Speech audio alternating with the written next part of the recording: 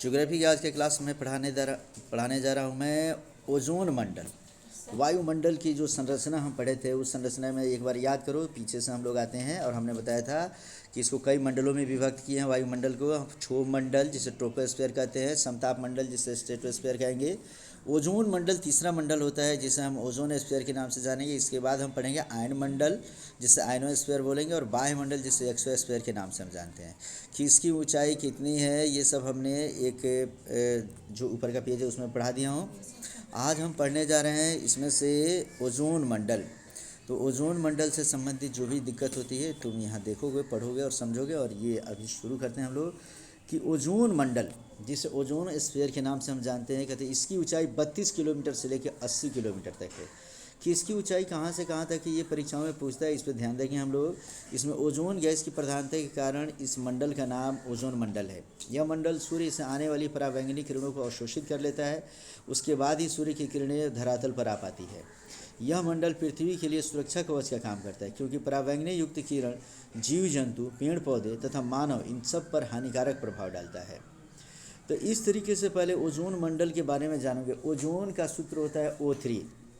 Ozone मंडल जैसे हमारे पृथ्वी के आसपास के क्षेत्रों में सबसे पहला जहाँ प्रत्येक प्रकार के परिवर्तन होते रहते हैं उसे हम कहते हैं क्षोभ मंडल।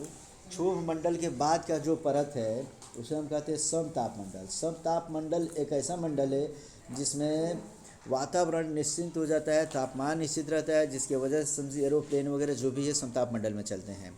उसके ऊपरी परत को हम ओजोन मंडल कहते हैं। और ओजोन मंडल में समझो कि जो ओजोन गैस होती है वह उसकी प्रधानता होती है। ओजोन गैस करता क्या है, तो सूर्य से निकलने वाली जो किरणें होती है उसमें पराबैंगनी किरणें होती है। पराबैंगनी किरणें हमारे स्वास्थ्य के लिए हानिकारक होती है बच्चे। जैसे ही वो हमारे चमड़े पे पड़ते हैं ना, चमड़े को एकदम जला देती है, चर्म रोग जैसे माने समझ लो बीमारी हमें होने लगता है। चेहरे का रंग ऊपर त्वचा को भी काली कर देती है। कई प्रकार की संक्रामक बीमारियाँ, कील मुहस्सा, झाग, ये जितने भी है वो सब समझो उन किरणों की वजह से होते हैं।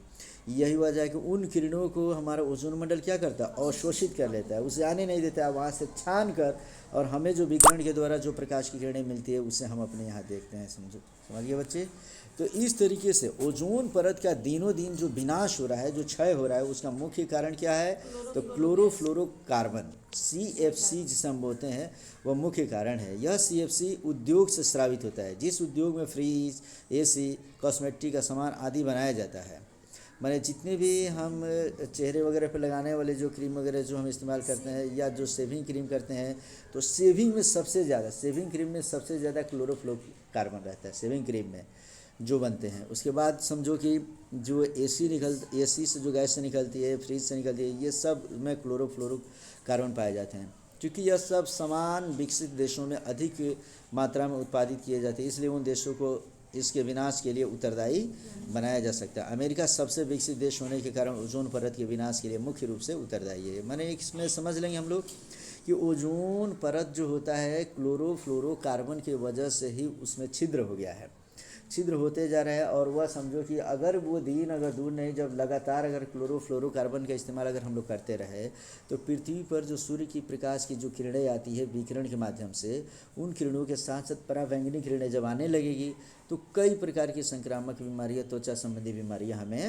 होना शुरू हो जाएगी बच्चे। और इसके लिए मुख्य तौर पर जिम्मेदार हम जान गए कि क्लोरोफ्लोरोकार्बन टीवी में, कूलर में, टीवी नहीं बल्कि AC में, फ्रीज में इत्यादि जगहों पे या शेविंग क्रीम में इसमें ज़्यादा इस्तेमाल किए जाते हैं।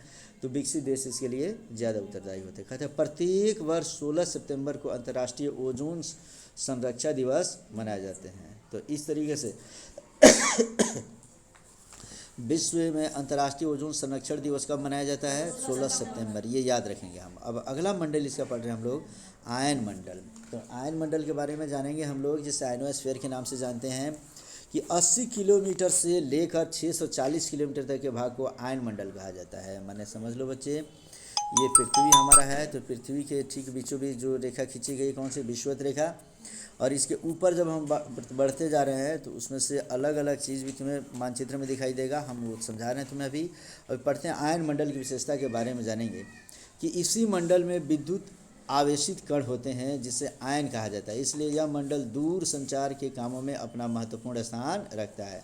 माने विद्युत आवेशित कण जो होते हैं वो कौन से मंडल में पाए जाते हैं? आयन मंडल में। इसी मंडल में पृथ्वी से निकलने वाली चुंबकीय लहरें इस मंडल के आवेशित कण से टकराती है, जिसके कारण रंग बिरंग की प्रकाश की किरणें दिखाई देती है। और जब यही प्रकाश की तरंग अपनी ध्रुवीय प्रदेशों में दिखाई देती है तो उसे अरोरा, माने ध्रुवीय प्रदेश में जब यह प्रकाश की तरंगें दिखाई देती है तो उसे हम क्या कहेंगे? अरोरा बोरियालिस। तथा दक्षिणी ध्रुवीय प्रदेश में अगर दिखाई देती है तो उसे हम अरोरा ऑस्ट्रालिस के नाम से जानते हैं। यहाँ फिगर पे ध्यान दो, उत्तरी ध्रुव में जब दिखाई देगा तो उसे क्या कहेंगे? अरोरा बोरियालिस। और यह दक्षिणी ध्रुव में दिखाई देगा तो उसे हाँ, तो अरोरा ऑस्ट्रालिस के नाम से जानेंगे। इस तरीके से आयन मंडल में क्या होता है मुख्य तौर पे देख लोगे, नोट में हम लिखे हुए हैं कि आयन मंडल में ऊंचाई के साथ साथ तापमान में वृद्धि होने लगती है और उसे ही तापीय विलोमता कहते हैं। माने समझो, फिर से हम जानेंगे कि तापमान जैसे जैसे पृथ्वी से ऊपर हम बढ़ते हैं वैसे तापमान हमारा कम होता है। सम तापमंडल पे जाते जाते समझिए कि टेम्परेचर एक जैसा हो जाता है, लेकिन सम तापमंडल जब हम पार करते हैं, ओजोन मंडल शुरू होता है, तो उसके ऊपर और जब जाएंगे तो आयन मंडल में जब हम चले जाएंगे तो आयन मंडल में अब ऊंचाई के साथ तापमान में वृद्धि होती है। अभी तो पहले शुरू में कमी होती है, फिर नॉर्मल हो जाता है। दो मंडल में, कौन कौन से मंडल में?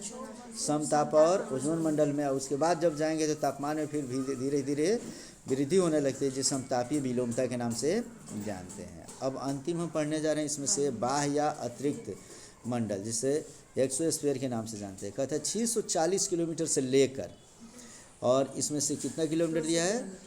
2700 किलोमीटर तक के भाग को अतिरिक्त मंडल कहा जाता है, और इसके ऊपर के आकाश को अंतरिक्ष कहते हैं। माने यदि 2700 किलोमीटर ऊपर हम चले जाएं तो उसके बाद का जो आकाश है उसे हम क्या कहेंगे?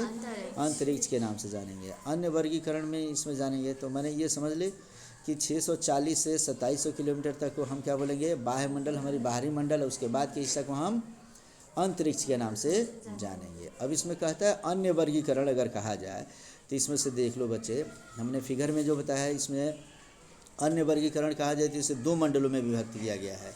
पहला है सममंडल और दूसरा होता है विषम मंडल। सममंडल में कौन कौन होते हैं बच्चे? तो क्षोभ मंडल और समताप मंडल, ये दोनों को संयुक्त रूप से सममंडल कहते हैं। इसमें गैसों के वितरण में असमानता नहीं पाई जाती है, इसलिए इसे सममंडल कहा जाता है। तो सममंडल में कोई दिक्कत बच्चे किसी को? तो सममंडल में कोई दिक्कत नहीं। तो फिर से समझेंगे कि क्षोभ मंडल और समताप मंडल दोनों के गैसों में ज़्यादा विविधता न होने के कारण वितरण में असमानता नहीं पाई जाती है, इसलिए इसे हम सममंडल कहते हैं। और जबकि विषम मंडल में आएंगे, हेट्रोस्फीयर के नाम से जिसे कहते हैं, तो कहते हैं ओजोन मंडल, आयन मंडल तथा अतिरिक्त मंडल, वो संयुक्त रूप से विषम मंडल कहा जाता है, क्योंकि इसमें रासायनिक एवं भौतिक गुणों में काफ़ी परिवर्तन आ जाता है। इसको समझने के लिए सबसे आसान तरीका ये जो फिगर दे रखा हूँ मैं, देखो इसमें से ये नीचे धरातल है, धरातल के ऊपर दो मंडल है, क्षोभ मंडल और समताप मंडल। ये दोनों को कौन सा मंडल कहेंगे? सम मंडल। और उसके ऊपर के ओजोन मंडल, आयन मंडल और बाह्य मंडल, ये तीनों को हम क्या कहेंगे? मध्य मंडल। ये दो को कहते हैं ओजोन मंडल, आयन मंडल को मध्य मंडल कहते हैं, और उसके ऊपर के बाह्य मंडल, ये तीनों मिलाकर कहलाता है विषम मंडल।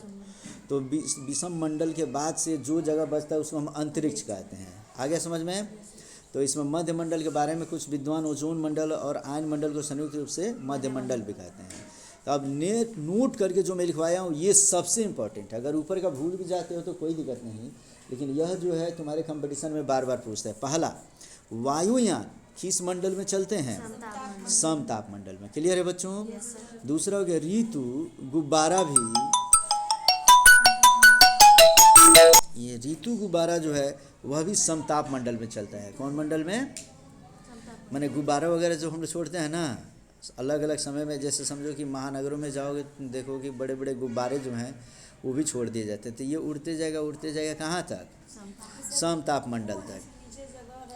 हाँ, तो या तो इंसान, चिड़िया, पशु पक्षी या कोई न्यूज़ वगैरह कोई भी अपने यहाँ का डाल के उड़ा देते हैं सब, उड़ते जाएगा कहाँ तक जाएगा? समताप मंडल में। समताप मंडल तक उड़ के जाएगा, वहाँ जाके फिर वो एक जगह स्थिर हो जाता है। ठीक है बच्चे? नेक्स्ट, उल्का एवं रेडियो तरंग आयन मंडल में दिखाई देते हैं। कौन से मंडल में उल्का दिखाई देते हैं और रेडियो तरंग आयन मंडल में? जितना भी हम लोग की ये जो फ्रीक्वेंसी वगैरह सेट होती है, जो उपग्रह वगैरह भेजते हैं, कौन से मंडल में जाकर रुकेगा? वो आयन मंडल में। जितने भी कृत्रिम उपग्रह है, माने उपग्रह कृत्रिम उपग्रह जो होते हैं वो आयन मंडल के सबसे ऊपरी सिरे पर, अब बाह्य मंडल के शुरुआत में वो बाह्य मंडल में ही कार्य करते हैं। हेलीकॉप्टर जो चलेगा वो कौन से मंडल में चलते हैं? क्षोभ मंडल में। लेकिन हवाई जहाज जब चलेगा तो कौन से मंडल में? समताप मंडल में। हेलीकॉप्टर चूँकि यहीं से उड़ना है, कुछ दूर जाके उसको उतर जाना है, तो रिस्की भी होता है, खतरनाक भी होता है, और ज़्यादा वो खतरा भी करता है। तो इस तरीके से हमारा वायुमंडल का वर्गीकरण समाप्त हो गया बच्चे, ठीक है।